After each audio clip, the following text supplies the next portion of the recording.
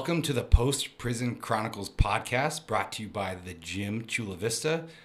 We have some exciting news today. It's the launch of our brand new podcast, and I'm here with my co-host, William Riggs, also known as Will, and he's going to give us the whole concept and idea behind this podcast. Well, hello. Yeah, my name is Will, and let me see, man. I got this idea from actually my sister. My sister, when I was in prison, and yes, I was in prison. That's why it's called Post-Prison Chronicles.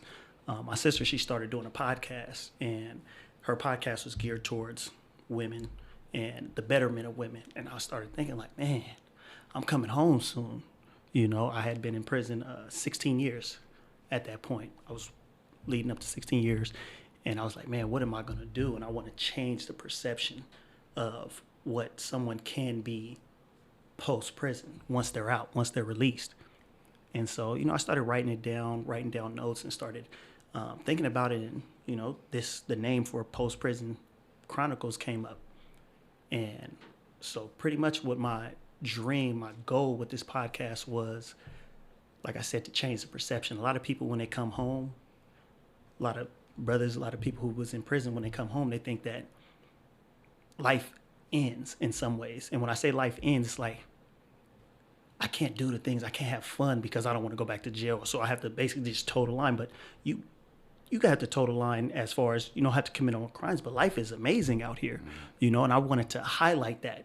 It's not just come home, it's live life, live and show how great it is out here, and all the people who were in prison and all the great things that they've done since they've been home. So that was my thoughts on this podcast. So you got a whole new exciting chapter in life to be living right now. Man, how many days out of prison are you, Will? Let's see. I got out, and this is a date that will never leave my mind. I got out February 17th. And today is June 8th. Today is June 8th. And it's crazy because I got locked up February 14th, 2006, and I got out February 17th, 2022. So it was exactly 22 years. Exactly 16 years that I did.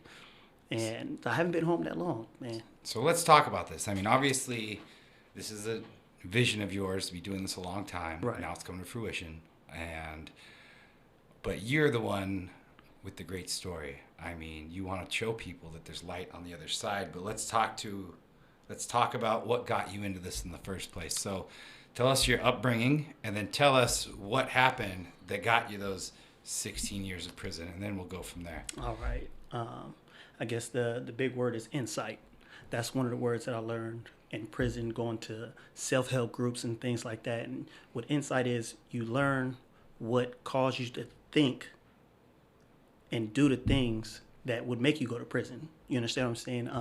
When I was younger, let's say around 13 years old, from San Diego, I moved to an area, Skyline Hills. So I started hanging out with the wrong crowd.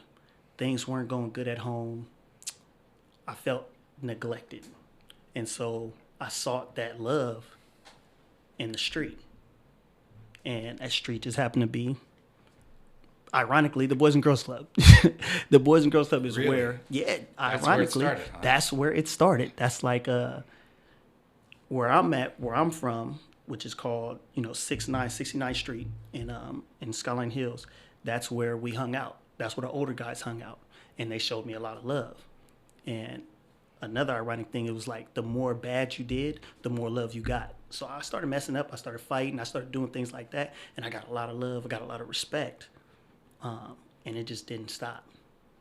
And so I would say my crimes started to get worse and worse until January 18th, 2006. How old are you at this point? At that point, I was 17 years old. Okay. 17 years old. And I was a part of a group that ended up killing a young man from opposite side of town, and I didn't pull the trigger. I'm not asking for sympathy for my actions, because I'm aware of, what I did, and the part that I played in it. But those actions led me to, first off, face 75 years of life. So There's a group of you, right? How it was many a group of there were you? It was 6 of us. 6 of you. 6 of And us. you were Yeah. all charged for murder? We charged murder and attempted murder Okay. because there was 2 individuals, but 1 individual died. And like I said, I was 17 years old and I was facing 75 to life. You know, which was, as you could imagine, very life changing. So now at that point, you're wrapped up in gangs, hanging out with the wrong crowd. Obviously, there's other members and elders that have been to prison and are out. When you're facing 75 to life, was that a badge of honor? Were you like, oh, shoot, I'm going to prison? Or was it like, hey, this is part of it. I know if this is going to happen, this is going to happen. This is part of the life. What was your view when you were facing 75 to life? Every single one of the things you said, that's exactly what it was. You know, if one day it was like, man, you know, like we did that, you know, so it was a badge of honor. Like I was gangbanging. That was the goal. You know, even it didn't matter. Like that was my goal. So now you got street cred. Right? Now I got street cred. You know, I'm a part of this, and then I didn't commit the crime, but I'm a firm believer in if you're about this life, if you're a gang member, you don't tell. You know, so that I was a firm believer in that. So no, I didn't shoot him, but I also didn't tell on, you know, the person who did. And so that's why I had to spend 21 years in prison. But like you just said, like, was it a shell shock? Oh, man. When I go to court and I'm fighting and I'm, you know, saying we in juvenile hall, we fighting. When I'm doing all those things, it's cool. But when I'm sitting in my bunk by myself at 17 years old and realizing like, man, I may never go home and hug my family again. I may never, you know, sleep in my own bed again. I may never do these things again. Yeah, it's a sobering feeling. Because you were telling me when we were in the gym the other day that you were like, hey, I told my family when I was like 16, I'm either going to be in this life forever or I'm going to be dead, right? Did you say something along those lines? What was your belief? It was crazy because in 2005, December 2005, I had picked out my funeral song. I was at a point where I knew where my actions was leading me, but I didn't have the strength to stop. You know, I felt like I was grown at that time. Like, of course, who doesn't? You know, we in the streets. Yeah, I'm grown, but I was a kid. You know, I was a kid and I didn't have the strength to stop. So I knew I was going down the wrong road. And so, yeah, I picked out my funeral song and I told my family, like, man, in 2006, I know I'm either being dead or I'm going to be in prison. One of the two.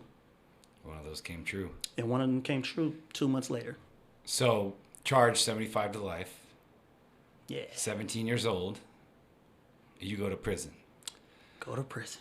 What's that like? Youngin' in prison. You thought you were stud on the streets. Man. I'm sure there's some sort of wake-up call reality. What was your moment in prison where you're like, oh, this is not what I thought it was? You know, once you get the time, and just for clarity's sake, I didn't get to 75 to life. So I didn't come off of a life sentence. We took a package deal meaning we all took a certain amount of time, which was 21 years. And so nobody got life. So I did 20, got sentenced to 21 years, which was a manslaughter, which carries 11 years, and a 10-year gang enhancement. So, and off of that, I did 16. So when I realized I'm going to prison, all the, oh, sad, woe is me, all that's out the window because now it's survival mode. You got to toughen up quick. Yeah, fast, you know, and that starts in juvenile hall. You know, that starts for us, like you a gang member, like, nobody cares about what you're going through. Are you from Skyline? Are you from wherever you from? What's up? We don't care what you're facing. What's happening? You know what I'm saying? So that was the mentality early on. So from juvenile hall to the county jail, that, you know, like they said, a gladiator school. So they teach you get tougher and tougher and tougher, or you fold. In my mind, I'm not folding. So how long did you do in juvenile hall? How long did you do in county? And when did you go to prison? I did 6 months in juvenile halls. Okay. Because you were 17 at that point. I was 17 correct? at the time. And on my 18th birthday, great present. You get moved to county. They took me to the county jail. Wake up. Happy birthday. You going to the county. Yeah. Wow. And, you know, I felt like I was, you know, I had a nice size of me in juvenile hall. You know, I'm like, oh, yeah, I'm cool. I go to the county jail and I got my juvenile hall clothes on. UC, just a target. Man, so I got my UC, which is unit confinement. You know, for those who are familiar with juvenile hall, unit confinement is the maximum security in juvenile hall. Oh, so this kid thinks he's tough coming here with his little UC outfit. And I'm like 150 pounds. Oh. And I'm in here with some grown men. So that was a sobering moment. I'm like, no, I'm not with kids anymore. These are grown men, and I'm a kid. So I was a little shook, but nobody messed with me on that. You know what I'm saying? That first day, nobody messed with me. I'm gonna tell you one story. I ended up going in a cell, and the victim of my case was a Crip. So they ended up moving me in a cell with this huge dude. Now I know you huge. See, you're huge. So you probably like, yeah, whatever. But yeah, for me, at 150 pounds, this dude was Being in prison with someone like me as your cellmate. Man, this isn't even prison yet. This is on my 18th birthday, going to the county jail. And he was a Crip. And he was an older Crip. And he asked me, "Hey, youngster, what you in jail for?" My heart's beating. My heart is beating fast. And I'm like, man. In my mind, I'm like, don't be a punk. Don't be a punk. So I'm like, we practice. It's not so much practice, but you know what you're supposed to say. So I'm like, man, I'm in here for a hot one. A hot one is a murder. That's what we call, so I'm here for a hot one. He like, yeah? On who? My heart's beating a little faster now. I'm like, man, this dude's going to kill me up in this cell. And I told him, like, all right, whatever, man, be a man, stand on. You got to fight, stand, you got to fight. If you got to fight, you got to fight. So I'm like, man, on one of your homies. And I'm just bracing myself, like, all right, this it's going to be bad. And he was like, man, y'all youngsters is crazy. Oh, I just breathed so, it was like, whoa, it's crazy. I'm like, man, okay, he's not tripping. Man, that was the first saving grace. So let me ask you a question. I've heard many times that county jail's often worse than prison. Is that correct? Because there's no rules. It's people going in and out. It's not like there's order and hierarchy in prison, and in jail it's kind of like anything goes because everyone's just in there for a shorter period of time. So I've heard it can possibly be more dangerous because there's not as much law and order amongst the inmates. I would say dangerous? No. It's not more dangerous. Why? Because in prison, you can and possibly would get killed for some of the things that you did in the county jail. Yeah. In the county jail, you're just going to get beat bad. At the worst, you're going to get beat bad. So fights break out, but it's not coordinated murder efforts. It's more in the county jail. You're still gang banging in the county jail. You're not really, when I say gang banging, when you're in the county jail and you see somebody from the other side, it's going down. It's going down. If they want to fight or you want to fight, you don't have to talk to nobody. It's like, what's going on? I need that. We're going to fight. So that's the county jail. In prison, it's not gangbanging anymore. You know what I'm saying? All the gangbanging is over with because now it's a racial thing. And you got orders from the top now, right? It's not so much orders. See, as far as it's different because there's different factions. And as far as blacks, there's not orders. That's the thing about blacks in there. We don't have, you know what I'm saying? Like orders per se. We call a car. So you got your car, which I'm from Skyline. I'm from a power gang, blood gang. So that's who I rode with. And so I know because I'm young, I know the rules and regulations of the yard, what to do, what not to do. And, I don't really have to worry about anybody saying, oh, you did this to somebody and just coming over and want to do nothing to me. Yeah. We're in jail. It's a free-for-all. When it's in jail, it's a free-for-all. You did this to my homie, we gonna get that. In prison, no. It's not like that. It's almost like you leave the street on the street. There are exceptions to that rules, but that's pretty much the rule. So now you're in county jail for how long, and then when do you go into serving your prison sentence? I was in the county jail. I was in juvenile hall for 6 months. I was in county jail for 9 months before I took my deal, and I went to Donovan. I did my reception in Donovan, and I was in Donovan for Donovan State Prison, and I was in Donovan for 3 months. A reception is the first place that you go before they assess you and tell you how many points you have or what prison you're going to go to where you're actually going to do your time. It's not to stay, anything like that. You're just moving through, shuffling you through. Now, when I was in juvenile hall, they used to show these movies called Locked Up. They used to show those videos, and Locked Up is about, they show different prisons and what's going on those yards. And there was trying to scare you or what? Yes, they're trying to scare you. Or they're trying to brace you. they trying to scare you, and also majority of the people in the units that I was in, the UC units, they're going to prison. They're going to YA. So they don't really want to scare you per se. Some people are going home, but majority of the people are going to prison. So they want to prepare you for what's ahead of you, you know. And one video I saw was in Pelican Bay, and it was Pelican Bay riot. And I was like, man, that's the only prison I don't want to go to. Do not send me there. I didn't care where else I went. I just know, do not send me to Pelican Bay. Now, what did you see on the Pelican Bay riot video? Oh, man. It starts, somebody's doing dips. And another guy walks by, and immediately he starts stabbing him, and the yard just erupts. And the police throwing smoke bombs. Then I see somebody get shot in the head on the basketball court. So he's trying to stab somebody, and the police shoot him in the head. From the towers. From the towers. So he's down. So I'm seeing this. I'm like, oh, they getting shot, and there's nowhere to run. Like, you're on the yard. Yeah. You can't jump a fence. You're there, and if you don't do anything, they're gonna attack you. So if nothing else, you have to protect yourself. And the only person you need to fight is someone who doesn't look like you. No matter what, just go for it. If he's black, he's on your side. I don't care what he did. But if he's not black, if he's not black, get him. No matter what. No matter what. 9 times out of 10, there's whites, and then there's Mexicans, and there's others.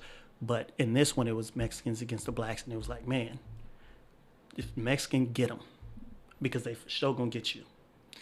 So you watch this Pelican Bay video, and what happens? I'm in reception. They hand me my bag. I say, hey, man, you transferring? I'm like, yeah, where I'm going? Pelican Bay. What are you, 18? 18 years old. I'm 18. I said, man, where's the cameras at? This has to be a joke. So 18 years old, for those who are listening don't know, where's Pelican Bay? Pelican Bay is at the very top of California. So just to put that in perspective, Pelican Bay is like maybe 20 minutes from the Oregon border. 20 minutes? Yeah. It's like 20 minutes from the Oregon border, and there's nothing around it but trees. Big, tall redwoods, just trees. And I came from San Diego, all the way from the bottom of California. All the way to the top. All the way to the top. So as you can imagine, up there, I didn't get no visits. I didn't get... It was bad. It's funny, because the only time you think of Pelican Bay is that famous scene in Training Day where Denzel definitely. Washington's like, oh, I have you in Pelican Bay. If you don't know any prison, and I'm talking just the average person, if they don't know any name, you say Pelican Bay, they're like, wow, you was in Pelican Bay. Pelican Bay, San Quentin, right? Yeah, Those are the San big Quentin ones. for sure. But Yeah. that Training Day put Pelican Bay on everybody's mind, you know. So, yeah, I was off to Pelican Bay, 18 years old. Okay, so you get to Pelican Bay. Well, what's that like? Man, when I first got there, of course, I was, like, man, this is the real deal. It's real. So my mindset is, off top, don't be a victim. When I first went to prison, that was my mindset. When you say don't be a victim, what does that mean? Don't be a victim is, so if you mess up, and when I say mess up, you could talk disrespectful to another car. You know what I'm saying? Like, if I'm black, so if I be disrespectful with a Mexican, or, you know what I'm saying, do something out of line, if I don't, you know what I'm saying, depending on the rules, sometimes it's a mandatory workout. So if I feel like I'm bigger, like I'm not working out, or, you know, I'm not cleaning up, or I'm disrespecting different homies and stuff like that, they'll get you. Because these are all like unwritten rules in prison, Unwritten correct? rules. If your car, Right. or your group, or let's Your say group. the blacks, Right. they do a group workout, you got to be part of it, right? It all depends. If that's what the rule is set down, when you get there, then yeah, you have to be So a part how of do it. you learn all these unwritten rules When without getting your ass kicked all the time? They're not unwritten. The unwritten rules is don't owe nobody, don't owe no debts, don't do no drugs. You know, those are like unwritten rules. You can do drugs, but it's like you're gonna build debt, and if you build debt, it's gonna be bad. So don't owe anybody. You know. So who took you under their wing in Pelican Bay and said, "Hey, here's the rules"? Oh, man, it was a couple guys. I was young. I'm gonna tell you another story, which made Pelican Bay that much more scarier in my mind. They moved me in the cell with an older dude. He was from Compton, and he was in a cell by himself. So what he did was, he came from school. They just put me in a cell, so he didn't know I was in there. When he comes back from school, The first thing he does is tell the police, why is he in my cell? They like, man, look, man, you got a cellie. He said, well, if I go up in there, I'm going to kill him. What's a cellie, real quick? A cellie, that's like a roommate. Cellmate. Yeah, your cellmate, your roommate. So, but we refer to him as cellies. So he's got a new cellie. Yeah, he's living by himself. Yeah, he got a new cellie. So the first thing he told the police, like, man, if I go up in there, I'm gonna kill him. I'm 18 years old in Pelican Bay, the most scariest prison in my mind, and the first person they moved me in a cell with is someone who tells the police, I'm going to kill him. Heart beating again. I'm like, what did I get myself into? I'm like, this is crazy. Now, mind you, I'm not knowing this at the time. That would be considered a soft move, or, you know what I'm saying, what we refer to as like a PC move, you know, like protective custody. We would say PC, like that's a PC move, because you don't tell the police what you're going to do if you're really going to do it. You know, so he was just BSing. He was just, and so he had to he went to the hole, nothing happened. But it was just simple fact, me being young, me coming to Pelican Bay, this terrifying prison in my mind, and this dude is saying, I'm going to kill him. You know what I'm saying? Like, I'm like, all right, don't be a victim. You know what I'm saying? So it's in my mind, don't be a victim. As soon as this door opens up, get him. Yeah, you strike first, right? Exactly. But it never happens because he immediately goes to the hole. We never even encounter each other. So that was my, again, wake-up call. You know, my entrance into Pelican Bay, you know. So there was two individuals. One guy, his name was Dirt, and he was Dirt. That was his name. He was from Lanes, and there was another dude. He was from Lanes' gang, his blood gang, in Los Angeles. So gangs at that point don't matter. You were a Crip, or you were a Blood, right? Yes. But Crips and Bloods, as long as you're the same race, you mix or you don't mix. No, that's the thing about blacks. We have our own, like, I never sell up with a Crip. So you have, like, sex within, Exactly. SECTS, Right, within for sure. Within the black race. Within the blacks, you have Okay. you have Bloods, you have Crips, you have Bay areas. You know what I'm saying? So those are pretty much the three breakdowns. Now let's say the Latinos the same way because they have Blood, Crips, No. Bulldogs, or they're all together. They Nortes and Yeah. Southerners, right? Yeah. So they have Norte, Southerner, and Bulldogs. Okay. So but pretty much like this is all San Diego. This is all Southerner. So I don't care if you beef on the street. You're Southerner. You're Southerner. Okay. You know, that's it. Blacks is just not the same way. So then you were Bloods. Yes, I was. Yeah. And so I don't sell up. I never set up with somebody from the Bay Area. I never set up with a Crip. I only set up with Bloods. Now, do you have a choice in that? No. Or the COs already know that, so they dictate that? Well, I have a choice. That's one of those unspoken things as far as you don't sell up with a Crip. You may sell up with a Bay Area, but 9 times 10 you don't sell up with a Crip. And I didn't want to. You know, I was young. I was active. Active meaning I was definitely a participant. I was with whatever activities, you know, violence needed to happen. I was with that. So I didn't want to sell up with anybody who wasn't my own. You know, so that you didn't even have to ask me, did I want it? No, it's not happening. You know, I need the person sleeping, whether you're on the bottom bunk or the top bunk, I need to be able to trust them, you know, and know that they're going to go just like I'm going to go for them. So you meet Dirt. He takes you under his wing. He takes me under his wing. And what does he explain? He breaks prison down. Like I said, the first thing mandatory is you can't be soft, you can't be a punk. These are the words that we used. You know what I'm saying? A punk meaning if somebody comes up to you, you know what I'm saying, whatever happens, you can't turn it down. Don't be a victim. Don't be a victim. Strike first. Easy call for me. If I get into it with you, as big as you are, you have to go for it. I have to. Because it would be so much worse if I was like, no, I don't want, you know, like, oh, I'm not tripping. Oh, it's so much worse. And your own people. By my own. Yeah. Because now you've seen it soft. Because you turn down a fight. You turn down, or you turn down a fade. You know, that's how, you know, you turn down a fade is bad. So. Because you're representing them too. Exactly. You're a representation of this entire car. So as a representation of this entire car, I'm going to attack, not be attacked. That was my mind frame.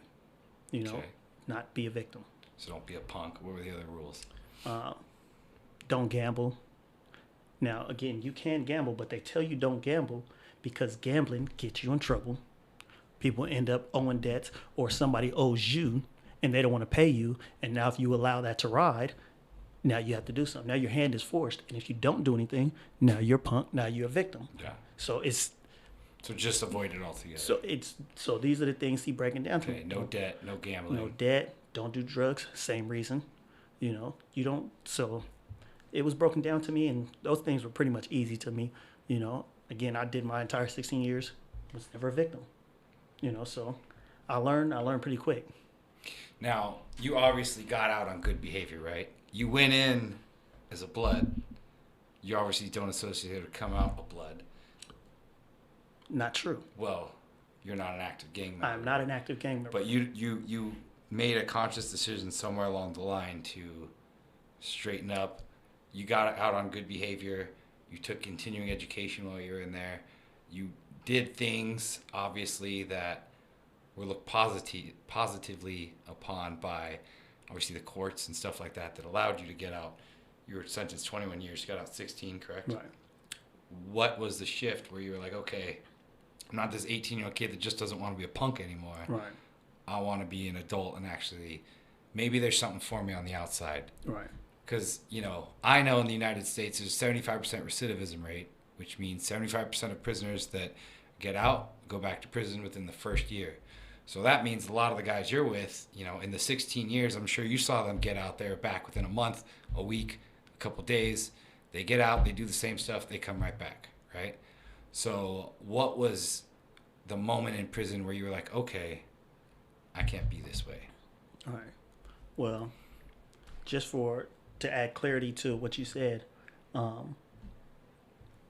the 16 years that I did weren't necessarily in California. You do 80% of your time. Okay. So as long as you don't,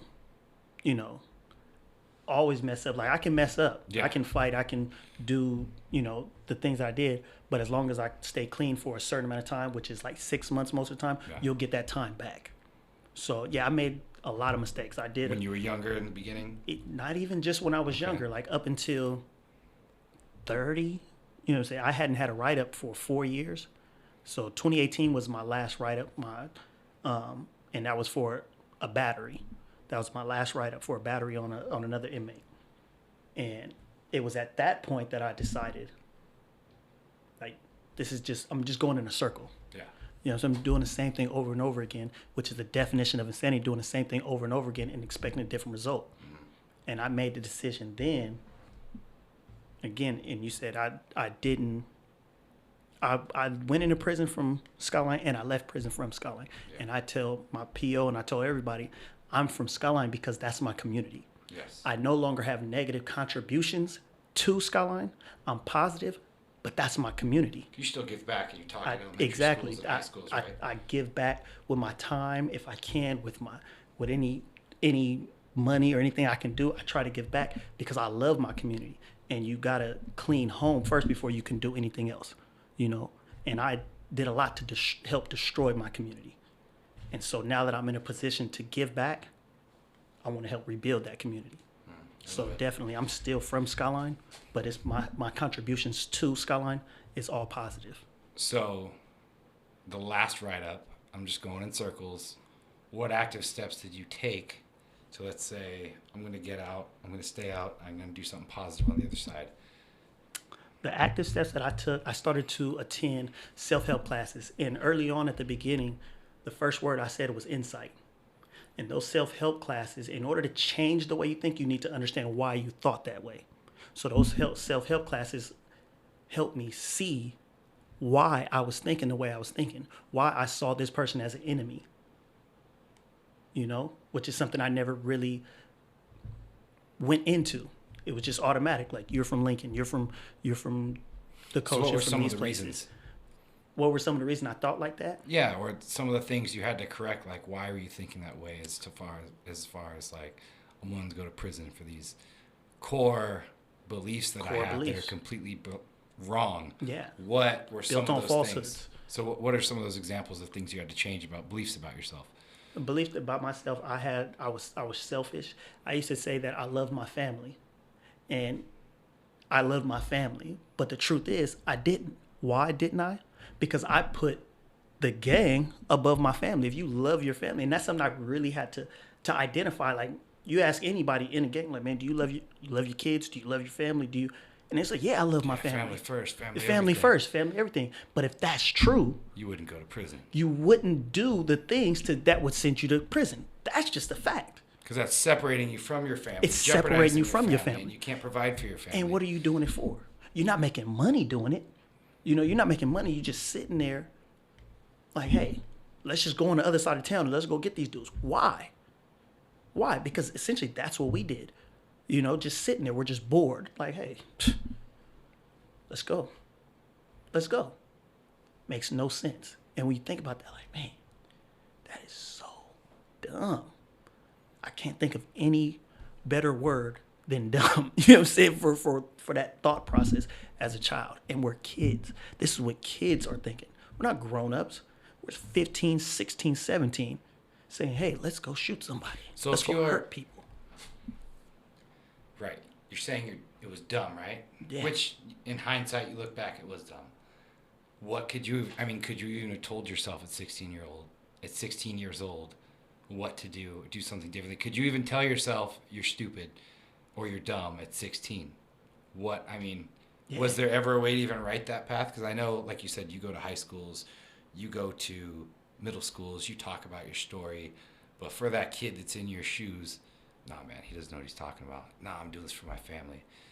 Nah, I got this, That's blood's a great thicker than question. water. These my gang members, that's my family. I do Yeah. anything for them. What would you tell them or yourself at 16? Going to prison, that's just part of it. That's what we do. Like you said, I'm either going to be dead or I'm going to be in prison. That's this belief system. Right. What do you tell someone at 16? At 16 years old, and I've had the opportunity to speak to kids, and the first thing I tell them is, and I reiterate this as much as I can, anybody who loves you would never want you to put yourself in jail, to do something that would throw yourself in jail, that would do something that could end your life. That's not love. Your friends wouldn't want that for you. Does your mom want that for you? Because she loves you. Your mom tells you to stay in the house. Your mom tells you to stop hanging out with them. Your mom tells you to go to school and learn. The people that love you, that's the things they tell you. So I try to reiterate that, like, that's real love. They need to hear that because they think that and a lot of times, the people you hang around with, like when I was younger, and I ended up, I'm not going to draw this out, but I ended up getting a job. And you asked, at that time, could I have told myself no? I ended up meeting people who were good in my life. And they've been a part of my life the entire 16 years. That's my family now. But at that time, I saw something different. I saw better. But I was too young to separate myself because I felt a sense of loyalty to my homies, to Skyline. And I used to have these conversations when I was younger with myself, like, man. Did anyone older ever try to, smack some sense into you? Oh, yeah, for sure. Or an older, let's say, an OG that's been out of prison, young, and you don't want to go down that path. Did anyone ever come down? As far as, an older homie? Yeah. No. You think that would have helped you? No. For me, I was so caught up with my homies that I was just too far gone at that point in my life. Yeah. Because like I said, I saw better. I knew better. But I felt like if I did better, I would be turning my back on my friends that I was in middle school with. A punk. Essentially. Yeah. You know what I'm saying? Don't be a punk, right? Exactly. And so that was difficult for me as a kid. Like, these are grown-up thoughts in a child. Yeah. And it's hard to really put those together. And your brain's not mature enough to It wasn't handle that. mature enough to handle those real life issues, life and death issues. I wasn't old enough. It's funny because I do juvenile hall ministry, and there's a couple things I say. Obviously, show me your 5 closest friends; they'll share your future. And I always tell people "Oh, those are your homies. That's your family on the streets. How come you're the one in here? They're not in here with you, are they? That's real. Or I'll say things like, I have these 2 Bible verses written on my arm. The first one is, "Bad company corrupts good. Do not be misled. Bad company corrupts good character. Good character." 1 Corinthians 15:33. Bad company ruins everything. And then on the other end, You need to have good people in your life. As iron sharpens iron, one man sharpens another. Proverbs 27:17. Yes, sir. You can't have those bad people are going to corrupt you. Hang out with good people. And a good friend, they're going to call you out. They're going to jam you up. That's what are a you real doing? friend. Are you stupid? They're not going to, your ride or die, your partner in crime. That's not a real friend. Because where were they when the cell was locked up on you, right? Where were they when I'm preaching to you inside of prison and I'm talking to these men? Yeah, they're not doing your time. You're doing time. That's 100% true. And so that's kind of if with this podcast, not only showing people there's ways on the outside to get out and be better, but even if we can deflect people from going in, right? 100%. And your story, you're 16. You're 33 now. Yeah. You spent half your life in prison. 100%. Half of and all of your adult life in prison, right? Yeah. Because of mistakes you made mistakes. Choices you yes, made. That's something I really like to stress and emphasize because these are conscious decisions that I made. They weren't mistakes. I knew what I was doing and I chose to do them. I didn't trip and fall. I knew what I was doing. Where were your parents among all this during your phase? Do you have a mom? Do you have a dad? Would they know what you were doing? Were you doing this behind their backs? What's going on at this point? My mom passed away when I was 8 years old. Okay. And I moved in with my dad and my stepmom. The household was it was me, my two sisters, which have the same mom and dad, and then my dad, my stepmom, and my younger sister, my half sister. And in that household, it was like two different households. I knew my dad loved me. I never questioned that. But growing up, it definitely 100% felt like they had their family, and then me and my two sisters had ours. As the outcasts. As the outcasts, 100%. And because of that, me and my two sisters, we were bad, to say the least, but it's like we just needed somebody to love us and see us. And you had this void. Yeah. And so you sought to fill that void on the streets, obviously. Yeah, most definitely. And that's exactly what happened. And I'm not saying this to be, oh, Dad, you was bad or nothing like that. No, these are just facts. Yeah, and parents do the best of what they can do with what they have. And ultimately, like you said, it was a choice. Right. And, now that you and I are both around the same age, our parents were probably our age when they were raising us, and it's like they were doing the best they could. I don't have a kid, and I'm like, man, it'd be rough raising a kid right now. I have a dog, and I'm struggling to raise my dog properly. So it's just one of those things that we're all responsible for the choices we make. Definitely. And so let's fast forward. Obviously, it's rough. Well, let me touch on one thing real quick. Tell me about the racism in prison. How bad is it? What's going on with it? I mean, we talked dumb. That's one of those things that's just dumb. Right. It dictates your entire life and how you act, how you live, and what you do. It dictates your life, and it's just understood. Like Mexicans hang with Mexicans, whites hang with the whites, and the blacks hang with the blacks. It's just understood. Now there's intermingling. I'm saying? Like, okay, we'll talk. Like, it's not like I see a Mexican or white, but I can't talk to him. We talk, we chop it up, all that. But at the end of the day, our mindset is, I know what you want to do. If it goes down, I know what you're going to do to me. And so I'm going to get you before you get me. Off top, that's my mindset. I can talk to you all day, but I know where the line is. I know where the line is, and I'm not going to allow you to cross the line, and he's not going to allow me to cross the line. It's a mutual respect. And that's the one thing that I did love about, there's levels to prison. 4, 3, 2, 1. A level 4 is the highest level. And one thing I loved about a level 4, I know, love, maybe that's not the right word. Your favorite part about 4 over 1 through 3. The respect. Prison is all about respect. And level 4 is all about respect. Why? Because if it goes bad, it can go real bad real quick. And when I say real bad, death. That's where it's at. And on level 3 and level 2, it's not really like that. So it's a lot more disrespect and a lot more fights and everything like that. But I'd seen people die all the time, and we became desensitized to that. We'd be like, oh, so and so's they're gonna stab him, they're gonna kill him today. Like, oh, I gotta go to yard. This is how we operated. And to think like, man, just life and death just meant nothing. You know, like it was a show. It was like a movie. Yeah, as you long know, as you I'm guys not part of it. out here, we go to movies to see a show. In there, we go to the yard like, oh man, somebody's about to get killed. Oh, I got to go see that. You know, man, do your workout and everybody looking. It's like the whole yard knows what's going down except for the person that's about to, except for the victim. So everybody's looking like, oh yeah, oh they getting them, they getting them. And the worst part about it, even though we see this, is the reaction. The police, sometimes they see it and they don't do anything immediately. So somebody's over here getting stabbed and killed and there's no help coming. And the COs are just watching. They're just watching, and it's like, man, it's a sobering feeling to know that. That guy's all alone. He's getting murdered and no one's doing anything about it. And that could be you. Like that can be if you screw up. Exactly. If you screw up, if you don't follow those unwritten rules, that can be you. So it's a very sobering moment. Does that guy know it's coming? Because he obviously knows he screwed up, right? He knows he screwed up, and I feel like, man, you gotta know. Like the whole yard is looking at you, know, right? Huh? Even your boys know a lot of time, right? Everybody knows. Like the whole is. So how come his crew isn't helping him out? No, that's who's getting them. The Oh, closest that's right. It's ones always to your own people, yeah. Your own people's getting you. Yeah, that's the worst part. So what are you gonna do? Where are you gonna run? Who are you gonna call? You got nobody. You got nobody.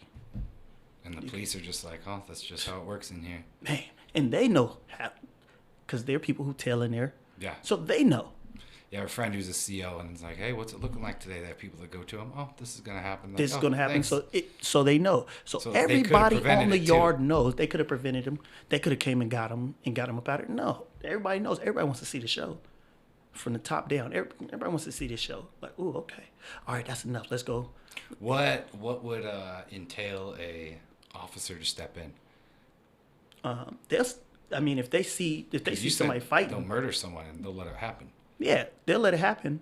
But when you say what entails, they can just be fighting or just a group of people walking together and they'll step in. It all depends on that officer at that time, whether he wants to run, if he wants to hit his button. There's they have a button that they all walk around with. And when you hit that button, all the COs converge on that point. Yeah. So it all depends on how that officer is feeling at that time. Sometimes they wait a little time. If it's shift change, meaning they getting off going home, they'll walk. I've seen them walk right by somebody getting stabbed. I gotta get home. Man, listen, I'm not trying to do no paperwork. I'm about to get home. Yeah. Wow. Yeah. So that's a very, like you said, sobering, and it keeps you in line with these Definitely. unwritten rules, because Definitely. the last thing you want is to be that guy. Definitely. Okay, so you've experienced all this. When do you figure out you're getting out, and what's your lead up and preparation for getting out? Man. Because obviously you're in there, fights, murders, unwritten rules, A lot. everything, the whole nine, right? Things that no person should ever experience. Right. And now you're finding out, you're doing this work on yourself, self-help groups. Now you're finding out, okay, well, I gotta prepare to re-enter the real world. Right. What's the process like, and what is the preparation that you got to do? Well, for me, because I went to jail at 17, I had a date. A date being, there's lifers who have no date. That's what you would call, he doesn't have a set time to get out. But I didn't have that. I knew I was getting out at a certain time. Mm-hmm. But because I was a juvenile, there was a law that came down, Prop 57.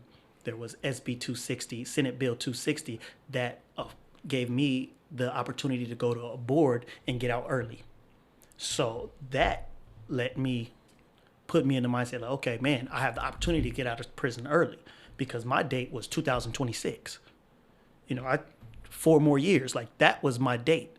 And I'm like, man, if I do good, toe the line, follow these certain rules and go to these classes, I have the opportunity to go to board, talk to the parole board, and go home. So that is when I started to really prepare myself to go home. I had already started to do the work on myself to just better myself and change my mind state for the day I went home. But now I'm actually doing the physical work in order to go see these board members so that they can send me home. That was in 2020. They shut me down. They told me no.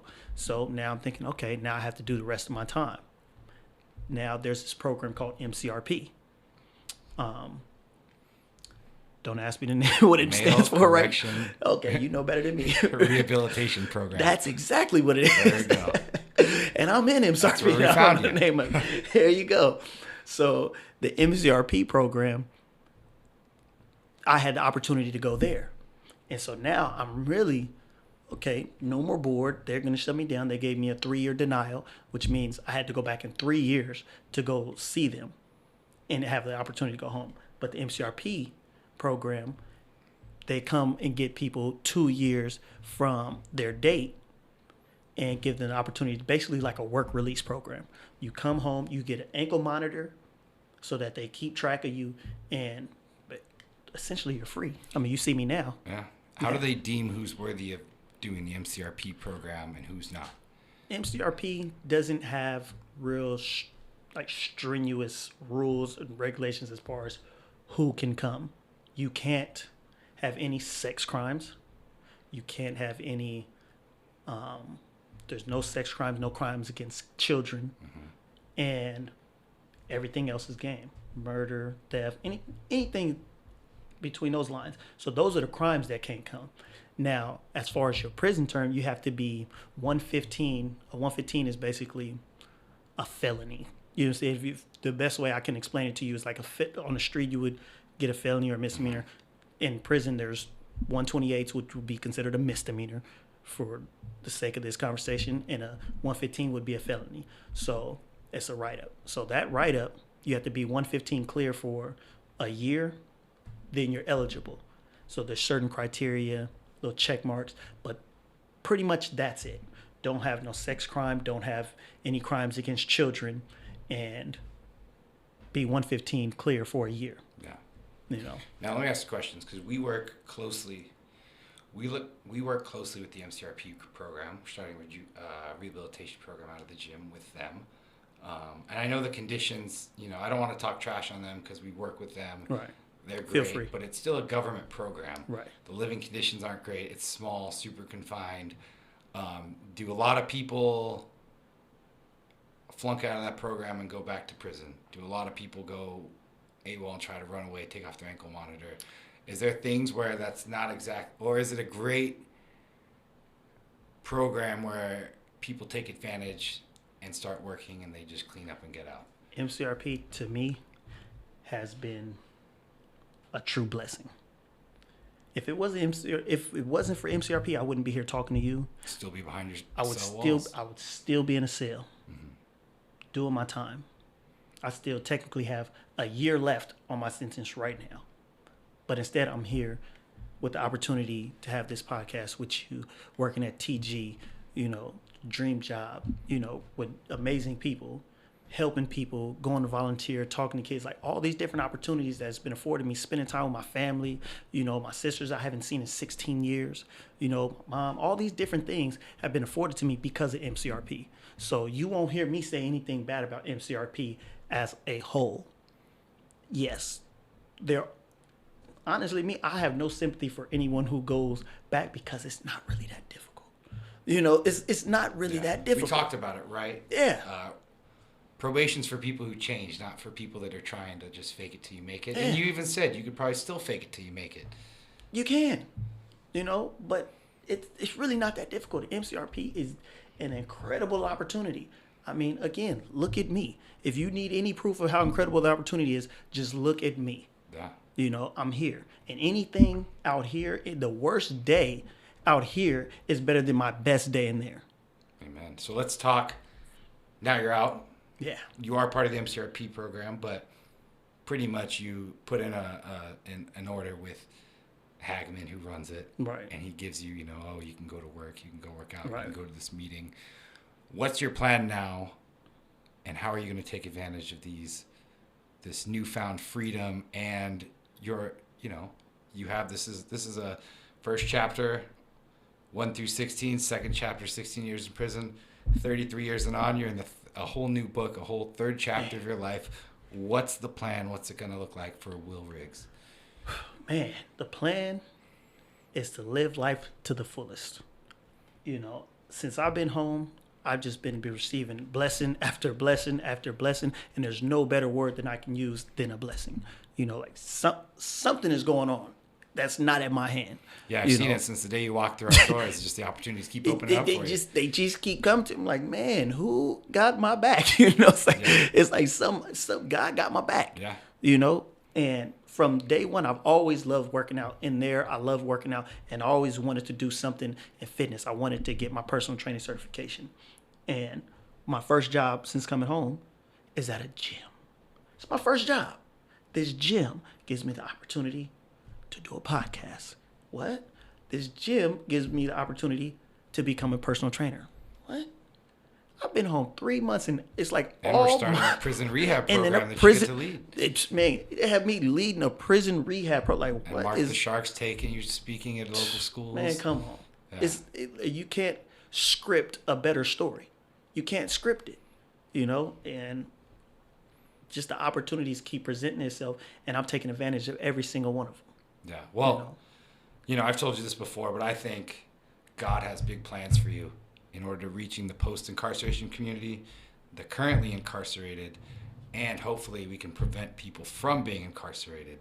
And, you know, Satan knows you can do a lot of good for the world, so he locked you up for 16 years. Because if you're in there, you can't change the world out here. But now that you're out, God's got a plan for you, right? It says in the Bible that God can restore the years that the locusts have eaten. You got so much life ahead of you.